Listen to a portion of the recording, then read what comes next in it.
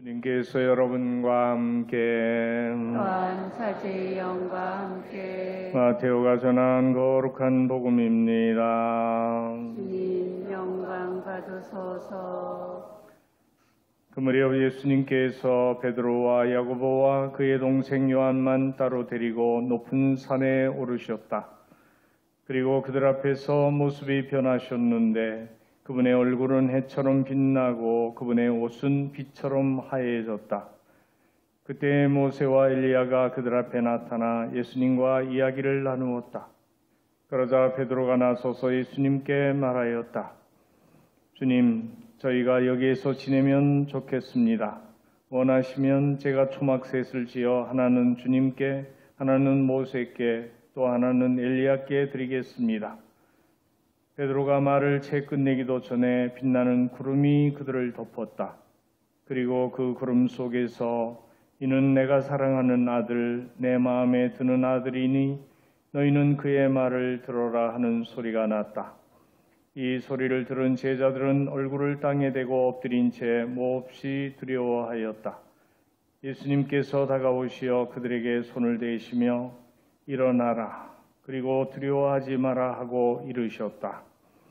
그들이 눈을 들어보니 예수님 외에는 아무도 보이지 않았다. 그들이 산에서 내려올 때 예수님께서는 그들에게 사람의 아들이 죽은 이들 가운데서 되살아날 때까지 지금 본 것을 아무에게도 말하지 마라 하고 명령하셨다. 주님의 말씀입니다. 그리스도님 찬미합니다. 참 예수님 사랑합니다. 행복하세요.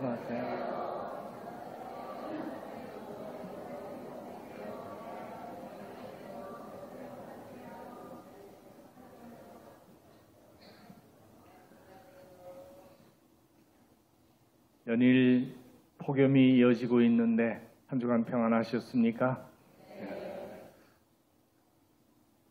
잠도 잘 못 자고 힘드실 텐데 그래도 이렇게 건강한 모습으로 주님께 나올 수 있어서 정말 다행스럽고 감사하게 생각합니다.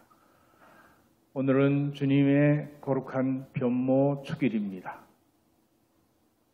예수님은 어떤 분이신가 하는 질문을 하게 될 때 우리가 참 하느님이시며 참 사람이시다 이렇게 고백합니다.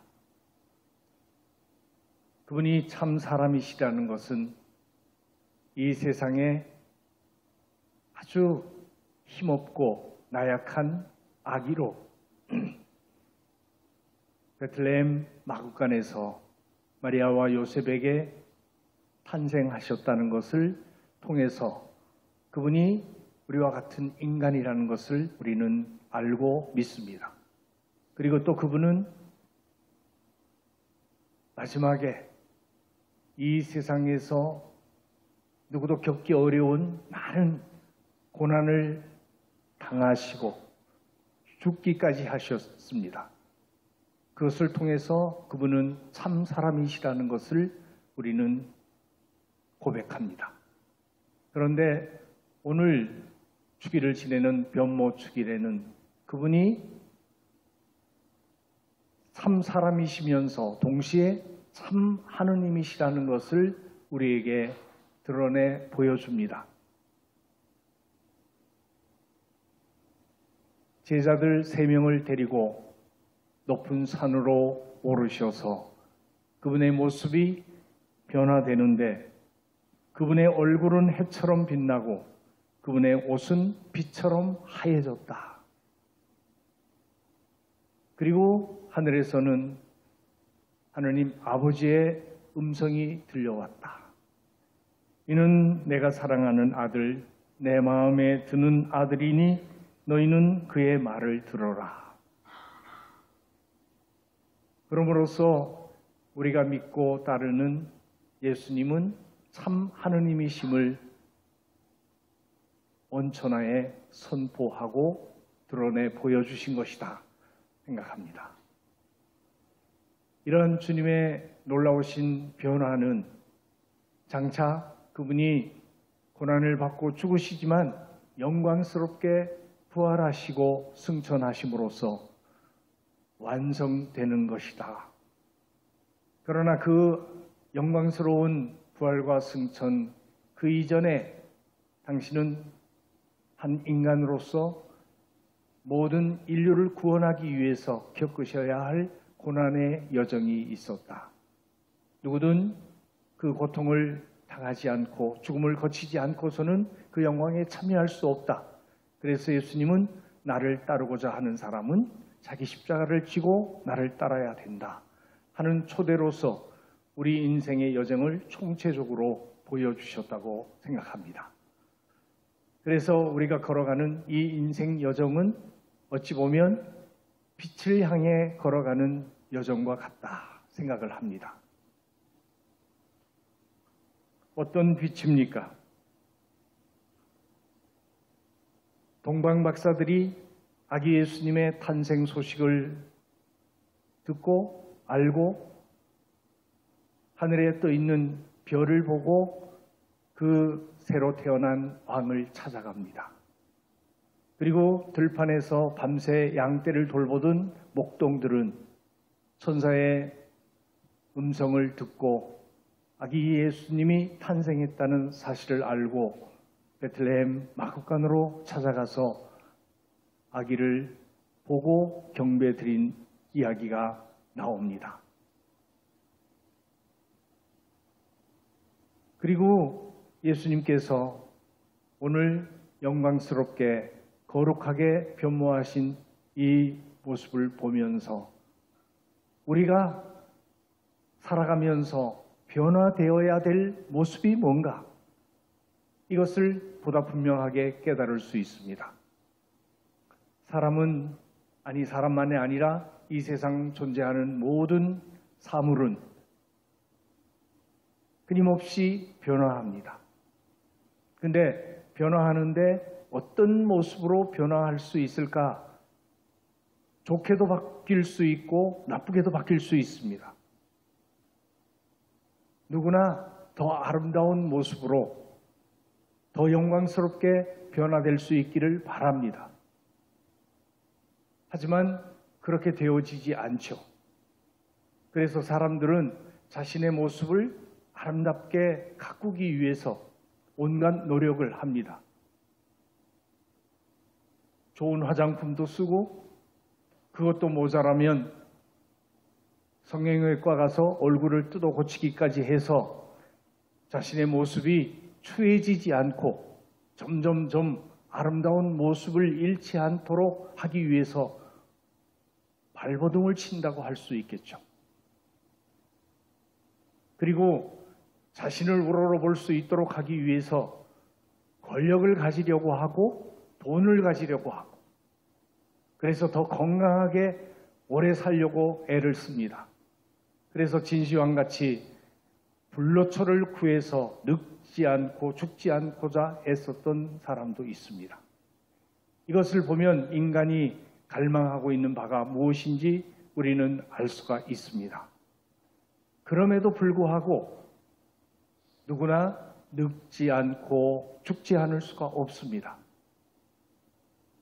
그래서 점점점 낡아가는 자신의 모습을 어찌할 수가 없어서 한탄하고 두려워하게 되고 슬퍼하게 되는 것이 인간의 모습이기도 합니다.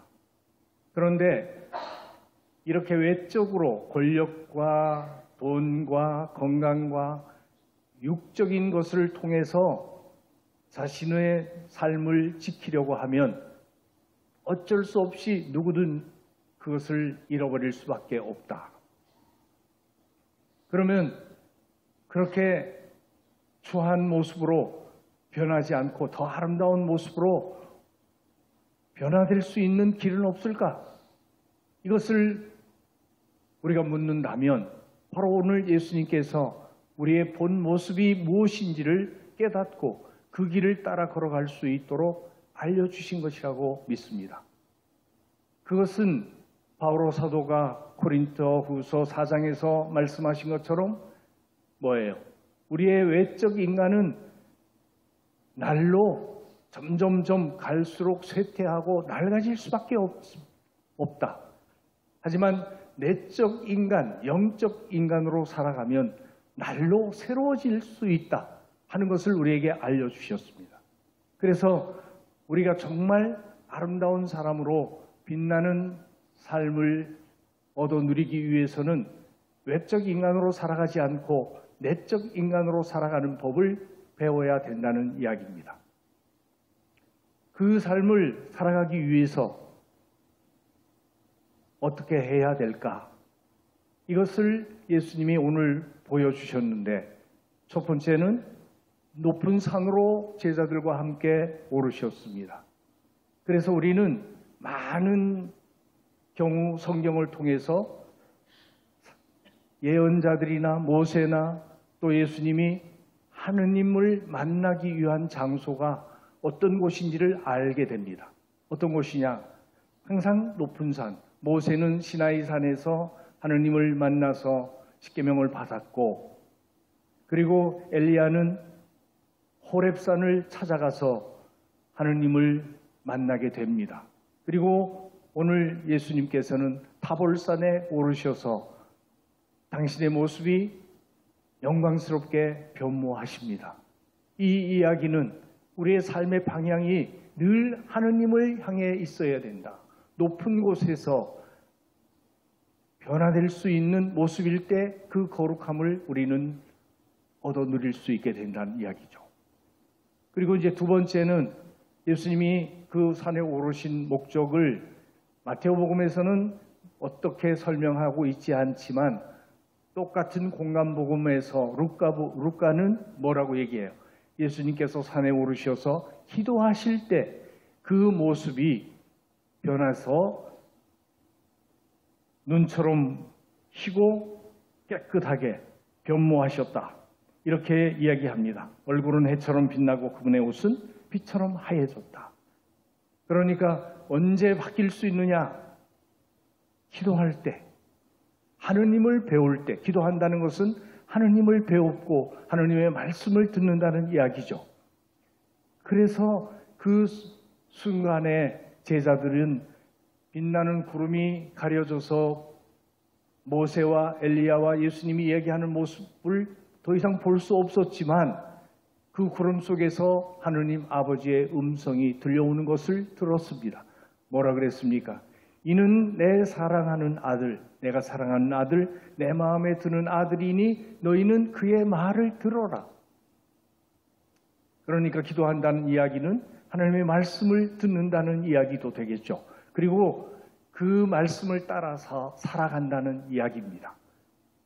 그래서 우리가 기도하라고, 성경을 읽으라고, 성경을 공부하라고, 그 하나님의 말씀을 따라 살기 위해서 그 성경 말씀을 마음에 새기고 실천할 수 있도록 노력해야 된다는 것을 가르쳐 줍니다.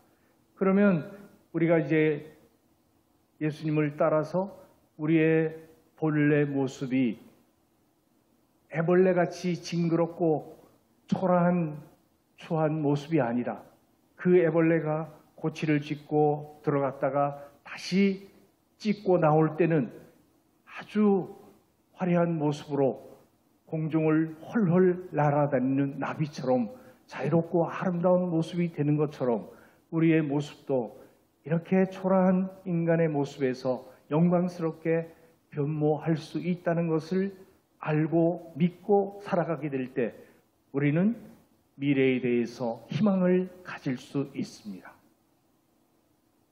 그리고 이러한 변모는 단순하게 외적인 모습만이 아니고 내적인 모습이라면 한번 생각해 볼 수 있죠. 많은 사람들이 이야기합니다. 내가 이 세상에 살아가면서 살면 살수록 나이가 들어가면 들어갈수록 어떻게 되길 바라요? 더 성숙하고 더 아름다워지기를 바라죠. 그리고 마음은 더 넓어지고 넉넉해지고 아름다워지길 바라죠. 그런데 사람들이 이야기합니다. 이만큼 살면 좀 넓어져야 되는데 어떻게 사람이 이렇게 나이가 들었는데도 옹졸하고 째째하고 치사해지고 그래서 조금도 못 참고 남에게 야단치고 찡그리고 화내고 웃지 않고 이렇게 살고 있다. 여러분은 어떻게 생각하십니까? 나이가 들면 저절로 그런 모습이 되어질 수 있을까요? 넉넉하고 편안하고 풍요롭고 아름다운 모습이 되어질 수 있을까요? 이것이 아니라면 난 아직도 너무나 세속적으로 육적으로만 살아가고 있고 하느님의 말씀을 따라 살아가면서 기도하는 사람으로 그분과 함께 머물지 못하고 있구나 하는 것을 깨달을 수 있어야 됩니다. 그분 말씀 따르지 않고 그분과 함께 하지 않고서는 우리가 넉넉해지고 더 풍요로워지고 더 온유해지고 더 사랑스러워지기가 어렵다는 사실을 깨닫는다면 우리가 변화되어야 될 목표가 설정되고 그것을 위해서 어떻게 해야 될지를 분명히 깨달을 수 있지 않나 생각합니다. 이렇게 예수님은 우리가 걸어가야 할 길을 일일이 다 보여주시며 깨우쳐 주셨습니다. 이것이 놀라운 하느님의 은총이고 계십니다. 이것을 알면서도 따라가지 못한다니 얼마나 안타까운 일이겠습니다. 얼마나 안타까운 일이겠습니까? 이제 다시 용기를 냅시다. 그리고 그분을 따라갑시다. 그분의 통치는 영원한 통치로서 사라지지 않고 그의 나라는 멸망하지 않는다. 이것이 일독서에서 하신 말씀이죠. 그리고 두 번째 독서에서 베드로 사도는 뭐라 그랬어요? 여러분의 마음 속에서 날이 밝아오고 샛별이 떠오를 때까지 어둠 속에서 비치는 불빛을 바라보듯이 그 말씀에 주의를 기울이는 것이 좋겠습니다. 어떻게 해야 될지 보이죠? 빛을 향해 나아가는 우리들이 그 불빛을 바라보듯이 주님의 말씀에 주의를 기울이는 것이 좋다. 이렇게 명백하게 일깨워주고 있습니다. 이제 주님의 거룩한 변모 축일에 우리가 가야 할 길이 잘 보입니다. 우리도 머뭇거리지 말고 그 빛을 따라서 걸어갑시다. 그래서 누구에게나 좀 더 온유하고 따뜻한 사람이 되고 편안하고 유쾌한 사람이 되도록, 그래서 내가 살고 있는 위치에서 자신만 생각하지 말고 나보다 더 힘들고 어렵고 아프고 곤란을 겪는 사람들을 배려하고 돌보고 사랑하면서 살아가게 될 때 우리의 모습은 나도 모르는 사이에 정말 아름답게 빛날 수 있을 것이라 믿습니다. 그런 삶으로 초대해 주신 주님께 찬미와 영광을 드리면서 정성된 마음으로 우리도 그 길을 따라갈 수 있도록 청하며 열심히 기도합시다. 잠깐 묵상하시겠습니다.